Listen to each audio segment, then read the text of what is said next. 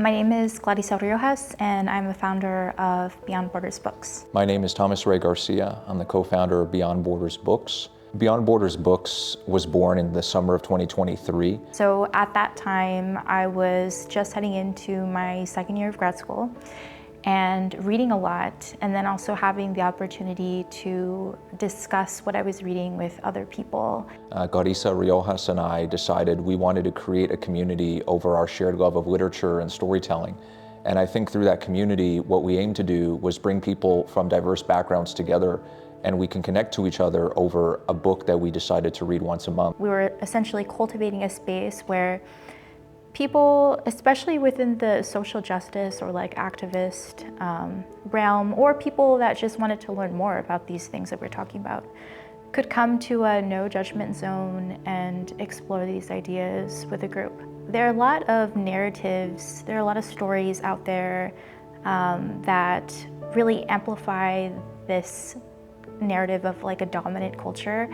And there are so many stories that we're not exposed to. We really wanted to create a space where we explored those narratives together.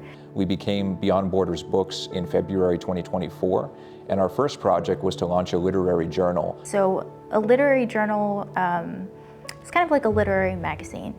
And so it's going to feature a collection of poetry, of photographs, short stories, essays on these themes that we have kind of pre-selected and thought really relate to the core of the mission for Beyond Borders Books. The first book we decided to read as a book club was My Boy Will Die of Sorrows.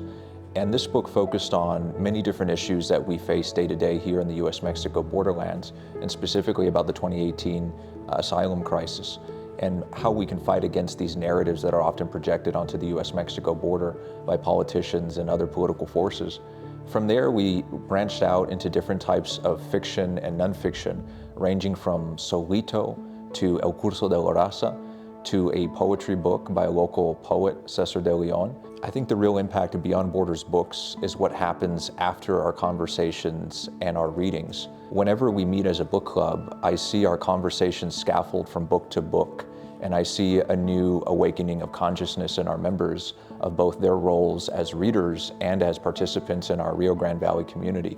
The cool thing about what we do is we actually have a partnership with Farm Memorial Library, where Farm Memorial Library will pay for a certain amount of the books, like 10 to 15 books every month. When people come consistently, they're able to get their book for free. And I think that really helps with the accessibility. I think the best thing about meeting as a community of readers and then becoming a community of artists and writers through the press is enabling us to straddle that fronterizo identity. We're not just simply the recipients and the passive readers of art and literature, but we're also the producers of art and literature. So I would definitely say that for Beyond Borders, 2023 was the year for our book club. 2024 is the year that we launched Beyond Borders Literary Review.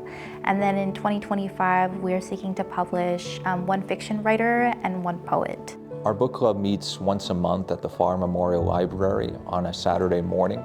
We announce at least 1 month ahead of time the book and the specific Saturday we'll be meeting, and we invite the public to get a hold of the book and to join us for our conversations. So if people want to find us, you can find us on Instagram at Beyond Borders Books, and Facebook also at Beyond Borders Books, or you can visit our website at beyond-borders-books.com.